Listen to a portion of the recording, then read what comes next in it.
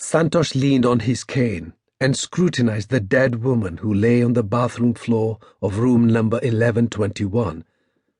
"Name," he said, without taking his eyes off the corpse. Nisha Gandhi, mid-40s, head-turningly attractive, even dressed down in cotton shirt, t-shirt and jeans. Marveled that her boss could be an investigative genius and still not know that breath mints were useless at disguising the smell of whisky. "Dr. Kanya Yeyan," she replied, reading from notes made on her phone. "Mean anything to you?" "No," he said. He angled his head to study the face of the deceased. She was Southeast Asian, middle-aged. Her sharp, attractive features looked incongruous pressed to the hard tiles of the bathroom. "She's Thai. From Bangkok, apparently," continued Nisha. "Her body was found by the maid. It had been hanging on a hook on the back of the door, but when the door moved, the hook gave way and—" Santosh glanced at the damaged door, then back at the body. He scratched salt and pepper stubble on his cheek. "No signs of sexual assault?" he said, part question, part statement. "Apparently not, but Mubin is on his way. We should have a clearer idea once he's through," replied Nisha. Mubin was Private India's full-time medical examiner. Time of death, cause of death, manner of death, death was his speciality. He'd arrived with Harry, Private's technology geek, who'd be dusting for prints, scanning the cell phone that Santosh had spotted by the bed. Tech wizard stuff. Santosh shifted his weight on his cane. The car accident had left him with a limp. "You do realize it's psychosomatic, don't you?" a doctor had told him. "I'm keeping the cane," he'd replied. "Have it your own way." He did.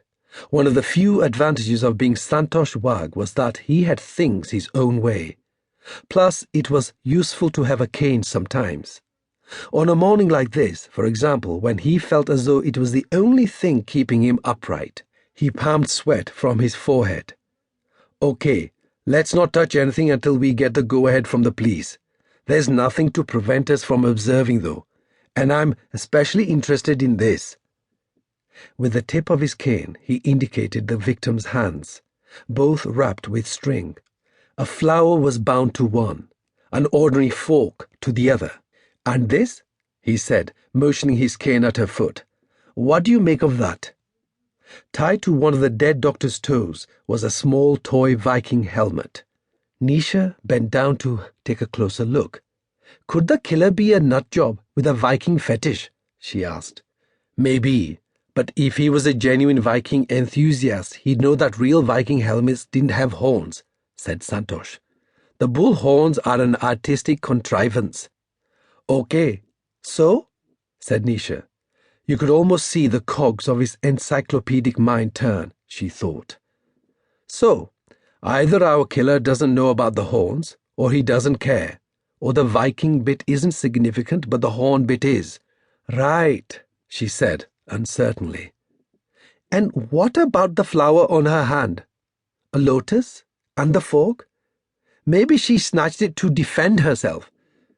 "No," said Santosh, lost in thought. "They were tied to her hands to look as if she's holding them."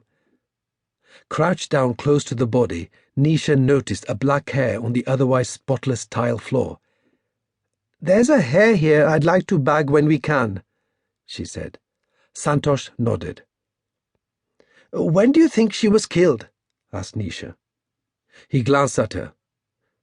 "Look at the body, consider the bed, the nightdress. When do you think she was killed?" "Last night?"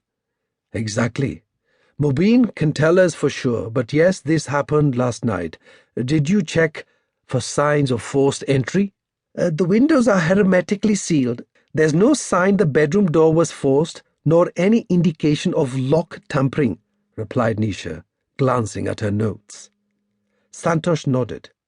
He looked from the body to Nisha with her eyes that had seen too much pain. "This isn't the last, Nisha," he said.